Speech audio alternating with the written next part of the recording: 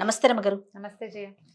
రమగారు, భార్యాభర్తల మధ్య రహస్యాలు ఉండొచ్చా, ఉండకూడదా? ఉండాలి, ఉండకూడదు. నేను అడిగిన దానిక ఏవి చెప్పాలి, ఏవి చెప్పకూడదు, ఎప్పుడు చెప్పుకోవాలి? ఎప్పుడు అంటే in the sense A time అని కాదు. అంటే పెళ్ళైపోయిన వెంటనే కొత్తలోనే అన్ని విషయాలు ఒకరికొకరు షేర్ చేసేసుకుంటారు. అవి ఏమవుతాయి అంటే కొన్ని రోజులు పోయినాక మిస్ఫైర్ అవుతాయి. అవే బాణాల్లాగా ఉపయోగపడతాయి ఇద్దరికి కూడా. ఇప్పుడు ఇది ఇది ఖచ్చితంగా ఇది చెప్పాలి అని చెప్పలేము, ఇది చెప్పకూడదు అని చెప్పలేము జయ. మనం సినిమాల్లో కూడా కనిపిస్తుంటాయి. ఈ పెళ్ళి అవ్వగానే నిన్ను ఎంతమంది చూడ్డానికి వచ్చారని, ఇంతకుముందు నీకేమైనా లవ్ స్టోరీస్ ఉన్నాయా అని కానీ, ఎక్స్లు ఎవరైనా ఉన్నారా అని కానీ, అదొక క్యాజువల్ ప్రశ్నగా ఇప్పుడు ఇవాళ సినిమాల్లో కూడా చూపిస్తుంటారు. ఏమైనా ఉన్నాయా లవ్ స్టోరీలు అని.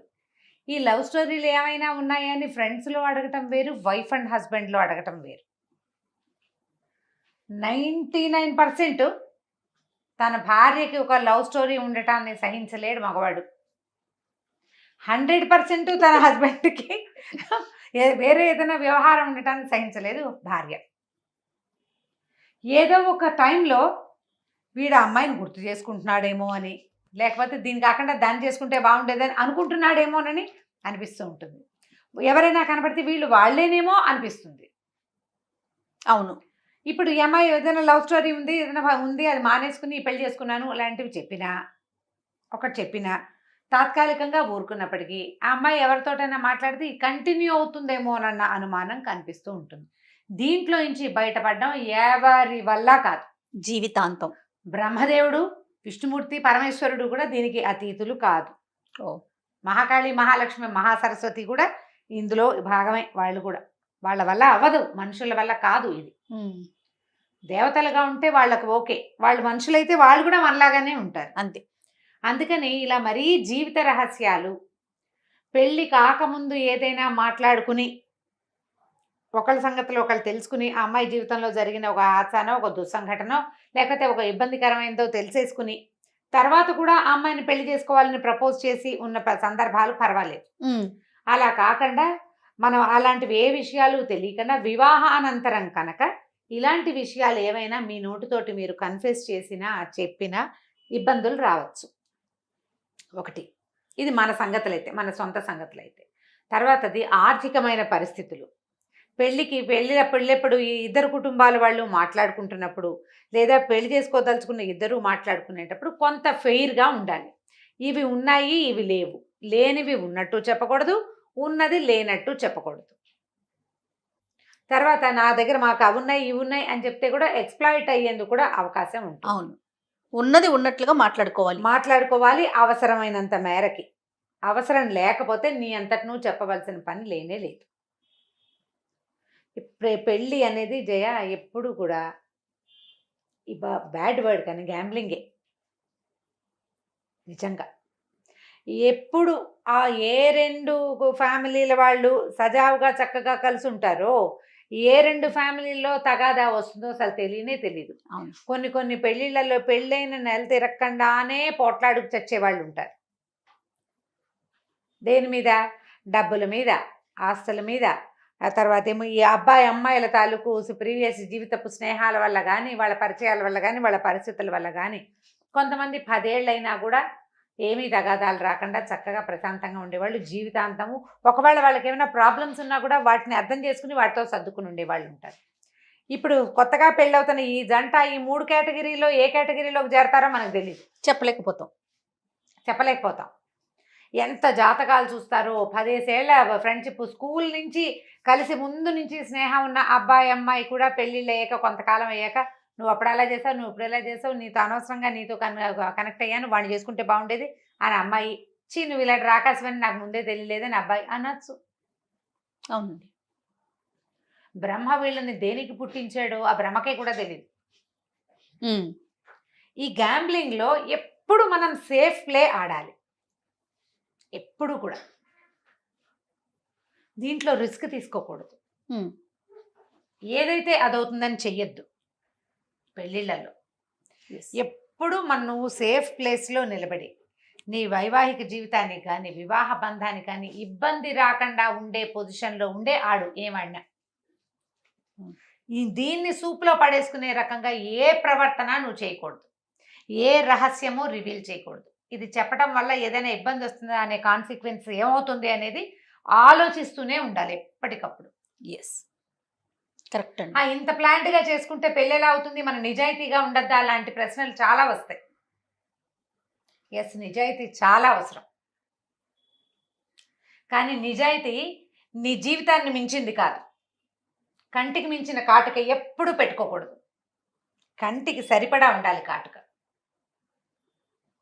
పైకి కిందకి అలుక్కుపోకూడదు, కాటుక ఉందని పులుక్కోకూడదు, ఒళ్ళు దగ్గర పెట్టుకోవాలి. ఎంతవరకు పెట్టుకోవాలో అంతవరకే పెట్టుకోండి, అంతే పెట్టుకోవాలి. ఇప్పుడు ఏ ప్రాబ్లమ్స్ అంత సాదాసీదగా నడిచిపోయే చోటు ఈ రహస్యాలు చెప్పచ్చా చెప్పకూడదా మాటే లేదు. అంతే. సమస్య ఉన్నప్పుడు కొన్ని వాళ్ళ కుటుంబ విషయాల్ని కూడా పెళ్ళైపోయిన వెంటనే చెప్పుకుంటారు, చెప్పేసుకుంటారు. ఏదో ఒక సందర్భంలో ఓసారి ఎప్పుడో మా అమ్మ నాన్న నన్ను వదిలిపెట్టేశారనో, వాళ్ళ ఇంట్లో వదిలిపెట్టారనో, అప్పుడు నేను అక్కడ చాలా సఫర్ అయ్యానో అమ్మాయో అబ్బాయో రెండో వాళ్ళకి చెప్తారు. అవునండి. వాళ్ళ అమ్మగారు ఏం సరిగ్గా పెంచలేదండి, ఫలానా అప్పుడు ఫలానా అది చేశారట అని ఆడవాళ్ళు కూడా చెప్తుంటారు. వాళ్ళు నిన్ను నమ్మి షేర్ చేసినప్పుడు నువ్వు దాన్ని ఆయుధంగా వాడకూడదు అనే ఇంగితం మీలో మీకు ఉండాలి. మీరిద్దరూ వేరు మనుషులు, వేరు భావజాలాలు, వేరు సమాజాల నుంచి కలిసి ఒక చోట బతకడానికి ఒక చోట ఏర్పరచబడ్డారు. మీరు ఒకళ్ళ భావాలు ఒకళ్ళు షేర్ చేసుకున్నప్పుడు దాన్ని ఆయుధంగా వాడకూడదు, నలుగురికి చెప్పకూడదు. మీరు చేశారా ఈ పనులు, ఈ రెండు మీ బంధానికి మీరు విలువిచ్చినట్టే కాదు, ఇంకా వైవాహిక బంధము, వివాహము, రహస్యాలు గందరగోళమే లేదు. విలువ లేదు మీకు పెళ్ళంటే. పెళ్ళంటే ఇద్దరు కలిసి ఉండటం, ఈ ఇద్దరు ఒకళ్ళనొకళ్ళు భరించటం, ఒకళ్ళనొకళ్ళు మన్నించటం, ఒకళ్ళనొకళ్ళు తెలుసుకోవటం. నువ్వు తెలుసుకో, ఏదైనా తప్పులుంటే మన్నించు, కాస్త ఇబ్బందికరమైన ఉంటే భరించు. ఒకళ్ళనొకళ్ళు భరిస్తూ ఏళ్ల తరబడి కాపురాలు చేసుకునే భార్యాభర్త ఉంటారు. వాళ్ళు కొట్టుకుంటూ ఉంటారు కానీ విడిపోరు, కలిసే ఉంటారు. ఈ కుటుంబ వ్యవహారాలు, మా అక్క ఎట్లా, మా అన్న ఇట్లా, మా అమ్మ అట్లా, మా నాన్న అట్లా, మా బాబాయ్ ఎట్లా, ఇలాంటి వ్యవహారాలు మాట్లాడేసుకుంటారు. నీకు కడుపులో ఏ కష్టం ఉంటే అదంతా మొగుడికి చెప్పేసేయాలనుకుంటుంది ఒక్కొక్క అమ్మాయి. మా బాబాయ్ చిన్నప్పుడు అలా చేశాడు, మా మామయ్య వాళ్ళు ఇలా చేశారు, మా అమ్మ అలా చేసింది, లేకపోతే నాకు చిన్నప్పుడు ఒక్కొక్క చెడు అంటే ఇష్టం, ఇప్పుడు 2 చెళ్ళే వేసేది, అన్నయ్యని ఎక్కువ చూసుకున్నారు, అన్నయ్యని ముద్దుగా అక్కకి ఎక్కువ మంచి కట్నం ఇచ్చి పెళ్లి చేశారు. ఇలాంటివి కడుపులో కష్టాలు దుఃఖాలు ఉంటాయి కదా, అవన్నీ కంపానియన్తో షేర్ చేసుకోవాలని షేర్ చేస్తారు. నీ కడుపులో కష్టం అయితే తీరిపోతుంది, తర్వాత నీ కష్టం మొదలవుతుంది. అదే ఆయుధంగా మారుతుంది. నువ్వు ఏం చేయాలన్నా మీ అన్నయ్య నేను సరిగా చూడలేదుగా, ఎందుకు మీ అమ్మాయింటికి అంటాడు. నీకు వెళ్ళాలనిపిస్తుంది, నీకు అమ్మ కావాలి, నీకు కష్టం తీర్చుకున్నావు నువ్వు, అంతే. నువ్వు నీ కడుపులో ఉన్న కష్టం చెప్పుకున్నావు భర్తకి. ఇప్పుడు ఇలా బిహేవ్ చేయకూడదు. ఎవరైనా సరే ఒకళ్ళని ఒకటి షేర్ చేసుకున్నారు, మా అమ్మ గురించో నాన్న గురించో నేను గంటల తరబడి చెప్పా. అవతల వెళ్ళంటే మా నాన్నకి జ్వరం వచ్చిందని ఫోన్ వచ్చింది, నేను వెళ్దాం అనుకుంటా, మీ నాన్న సరిగ్గా చూడలేదుగా అని అనకూడదు. ఇది అర్థం చేసుకోవడం అంటే ఇది. అంత చూడకపోయినా కూడా సరిగ్గా వాళ్ళ నాన్న చెప్పినా కూడా తండ్రి మీద సహజంగా ఉంటుంది పాపం అని అనుకోగలగడం కంపానియన్కి నేర్పాలి మీరు. మా నాన్న అసలు సరిగ్గా చూడలే, కానీ మా నాన్న అంటే నాకు పంచ ప్రాణాలు, ఆయన చూసినా చూడపోయినా ఎప్పుడు నేను మా నాన్న నుంచి ఎప్పుడు పారిపోయి వద్దామా అనిపించింది, పెళ్ళైపోయి హాయిగా ఉంది, ఇలాంటి వెధవ మాటలు మాట్లాడకూడదు. ఇవి కూడా నిజం రామగారు, ఇవే ఎక్కువ ఉంటాయి, ఇవి కూడా వింటాం. అమ్మయ్య బయటపడిపోయాని అనిపిస్తుంది, కానీ నాన్నకి ఏదైనా దెబ్బ తగిలింది, ఏదైనా అమ్మొక్కతే ఉంది, ప్రాణం పెరపెరలేకపోతుంది, వెళ్ళిపోవాలనిపిస్తుంది. అప్పుడు పక్కన మనిషి ఏమంటారు, ఒప్పుకోడుగా, అది ఒప్పుకోదు. అమ్మాయి అసలు ఆడవాళ్ళు మరీ జోరుగా ఉంటారు ఈ విషయంలో. అవునండి. చిన్నవి, మీ అక్క చిన్నప్పుడు నిన్ను కొట్టింది, అయినా సరే మీ అక్కకి నువ్వు బాగా సపోర్ట్ చేస్తున్నావు అంటారు. చిన్నప్పుడు అక్క తమ్ముడు కొట్టుకుంటారు, కొట్టుకుంటారు కదా, కొట్టుకుంటారు. పెద్దయ్యాక అక్కకి ఏదైనా ప్రాబ్లం వస్తే అక్కకి సపోర్ట్ చేయకూడదని ఉంటుంది అమ్మాయికి. అసలు మా ఆడబడుచు మా ఆయన అసలు బాగా చూడలేదండి, ఏమిటో ఈయన పిచ్చండి, బాగా వెంపర్లాట వాళ్ళ అక్క అంటే ఎంత పిచ్చో అనేస్తారు. వాళ్ళు నేను షేర్ చేసుకున్నారని అర్థం చేసుకోవాలి. అలాంటి పరిస్థితి ఉన్నప్పుడే రహస్యాలు చెప్పండి. అసలు చెప్పకపోవటం ఒకటి, చెప్పినా అర్థం చేసుకోగలగటం ఒకటి. ఇవి చూడాలి, మన పరిస్థితి చూసి అంతే, అప్పుడు మీరు షేర్ చేసుకోవచ్చు. రెండోది, మీ ప్రజెంట్ సిచ్యువేషన్కి ఇబ్బంది అయ్యే రకపు ఏ రహస్యాలని అవేమైనా చేయదలుచుకుంటే పెళ్లికి ముందే చేసుకోండి. ఇప్పుడు అవకాశాలు ఉన్నాయి కదా, ఇప్పుడు అవకాశాలు చక్కగా మాట్లాడుకుంటున్నారు. This is my X, this is my Y అని ఓపెన్ గా చెప్పుకునే రోజులు ఇవి. అవును, ఆ ఎక్స్ వై జెడ్ ఏమైనా ఏ ఆల్ఫాబెట్స్ చాలా ఉంటే ఆ ఆల్ఫాబెటికల్ ఆర్డర్ అంతా ముందే చెప్పేసుకోవాలి. చెప్పేసి అప్పుడు వివాహానికి దిగండి. చెప్పితే అసలు ఒప్పుకునేది ఎవరండి? ఒప్పుకోకపోతే పీడా పోతుంది, ముందే వదిలిపోతుంది కదా గోల, ముందే వదిలిపోతుంది. అలా అనుకోవద్దు జయ, ఆ, అబ్బే అట్లా అనుకోవద్దు. అలా అనుకుంటే నీకు సెకండ్ థర్డ్ మ్యారేజెస్ అవి ఎలా అవుతున్నాయి? సెకండ్ థర్డ్ మ్యారేజ్ ఫెయిల్ అయితే ఖచ్చితంగా చెప్పాల్సిందే కానీ, లేకపోతే ఎక్స్ ఉంది వై ఉంది అనేది మనం ముందుగానే చెప్తే పెళ్ళి అయిపోయిన తర్వాత అనుమానాలు రావు. ఏవి రావు, అవన్నీ రావంటారా? ముందే వస్తాయి. వీడితో పడకూడదు, ఆడపిల్లలు అర్థం చేసుకుంటారు ఎందుకు వచ్చిన గోల, వీడితో మాట్లాడకూడదు అని మానేస్తారు ముందే. అబ్బాయిలు మానేస్తారు, బాబాయ్ దీనికి చాలా ఉంది వ్యవహారం, రేపొద్దున మన నెంబర్ ఎన్నోది అవుతుందో అని మానుకుంటారు. ఈ నెంబర్ల వ్యవహారం గురించి కాదు, ఫామ్ వీటికి ఏముంది మనం అవును. సరదాగా చెప్తాం. అవునవునవును. ఇది అసలు మ్యాటర్ కాదు. నీ జనరల్ థింగ్స్ అన్నీ కూడా నువ్వు లోపల ఎంత ఉద్రేకం ఉందో ఆ ఉద్రేకాన్ని పూర్తిగా పక్కనున్న వాడికి చెప్పేటప్పుడు దీనికి కాన్సిక్వెన్స్ ఏం వస్తుంది అని నువ్వు కొంచెం ఆలోచించుకో. భవిష్యత్తులో ఏమన్నా జరగొచ్చేమో, ఇది ఇబ్బంది అవుతుందా నాకు అని ఆలోచించుకుని చెప్పడం. తర్వాత కొంత కాలం అయిన తర్వాత కొన్ని విషయాలు అడగకూడదు కూడా. అడగకూడని విషయాలు ఏమిటి, నీకు ఇంతకుముందు ఏమైనా ఉన్నాయా అని, కానీ నీకు ఎంతమంది పెళ్లి సంబంధాలు చూశారు, ఫలానా పెళ్లి సంబంధం అమ్మాయి పేరు కూడా ఎత్తి ఏడ్చొచ్చే వాళ్ళు చాలా మంది కనిపిస్తారు పెళ్ళి అయిపోయినాక. మీ వాళ్ళందరికీ ఇష్టమేట, నువ్వు కూడా చాలా ఇష్టపడ్డావుట, ఆ సంబంధం ఎందుకో కుదరలేదుట అని. నేనంతా వాళ్ళ ఫ్యామిలీ అంతా ఇష్టపడ్డారు, ఏవో పెళ్లి చూపులు చూస్తారు, ఫ్యామిలీ అంతా ఇష్టపడ్డారు, ఎక్కడో ఏదో కుదరక మానుకుంటారు. వాటిని కూడా నిజం వాటిని ఇప్పుడు క్రియేట్ చేసుకుని గొడవలు పెట్టుకుంటారు కదా. మనసు అనవసరంగా లేనిపోని కొత్త గొడవలు నేలకపోయేదాన్ని ఎత్తుకు పూసుకోవటం అంతే. ఇప్పుడు నువ్వు స్ట్రెస్ ఫీల్ అవ్వడానికి నువ్వు ఏదో ఒకటి తీసుకుంటా, ఏదో ఒకటి తీసుకో. ఇప్పుడు ఇవి కాకుండా ఇవాళ రేపు ప్రపంచంలో ఎన్ని రకాల సమస్యలు వస్తున్నాయి జయ, ఎన్ని వస్తున్నాయి. చిన్న పొన్న విషయాలు చెప్పకపోయినా కదా, చెప్పలేదు అని అడగకూడదు. చూసి చూడనట్టు వదిలిపెట్టేస్తే కొన్ని సరిపోతాయి. హెల్త్ ఇష్యూస్ ఉంటాయి కదా రమ్మగారు, అవి చెప్పాలి కదా, అవి చెప్పుకోవాలి కదా. హెల్త్ ఇష్యూస్, ఫైనాన్షియల్ ఇష్యూస్, మన ఆర్థిక సంబంధమైన ఇబ్బందులు, మనకున్న ఆస్తులు కావచ్చు, అప్పులు కావచ్చు, ఉన్నది ఉన్నట్టుగా చెప్పుకోవటం చాలా అవసరం కదా. అంటే ఇప్పుడు క్రానిక్ డిసీజెస్ ఏమైనా ఉంటే అలాంటివి చెప్పాలి. క్రానిక్ డిసీజెస్ చెప్పుకోవాలి. మీరు ఎక్కడైనా అప్పులు చేసేసి ఫైనాన్షియల్గా సంతకాలు గింతకాలు పెట్టేసేసి ఉంటే అవి చెప్పాలి, భార్య కానీ భర్తకు కానీ.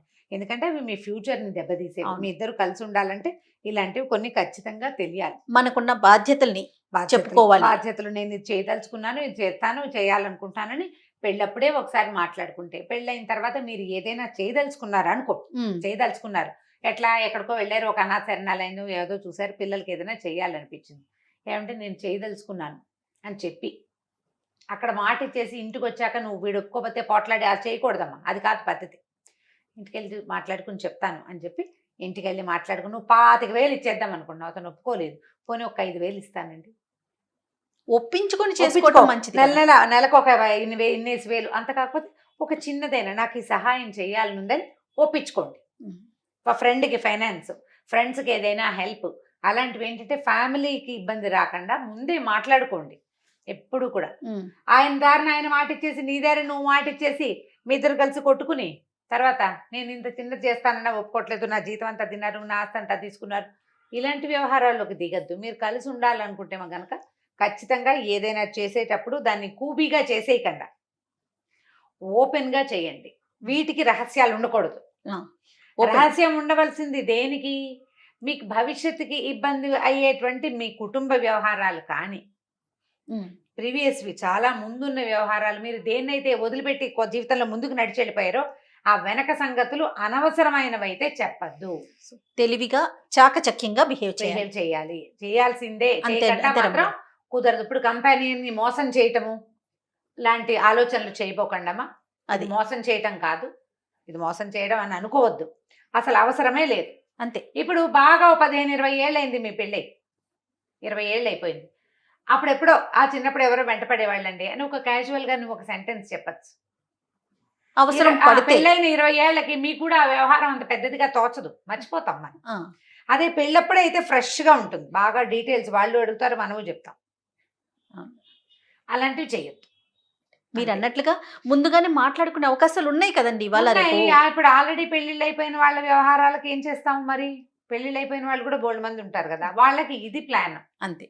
ఏమి చెప్పాలి ఏం చెప్పకూడదు అనేది ఆలోచించుకోండి. ఆల్రెడీ ఏమైనా మీరు కొన్ని అందించేసి ఉంటే అవి మీకు ఆయుధాలు కాకుండా మాత్రం జాగ్రత్త పడండి. ఎస్, మీరు కూడా ఆయుధం కావద్దు. ఆ, అంతే కదా ఆ, రమ్మగారు? మీరు ఆ ఆయుధాన్ని తీసుకోవద్దు, వాళ్ళకి ఆయుధాలు అందించద్దు. అందించదు. సూపర్ అండి, నమస్తే. నమస్తే జీ. ఇక ఈ వీడియో కనుక మీకు నచ్చినట్లయితే లైక్ చేయండి, షేర్ చేయండి. మరిన్ని ఇంట్రెస్టింగ్ వీడియోస్ కోసం మా ఛానల్ని సబ్స్క్రైబ్ చేసుకోండి.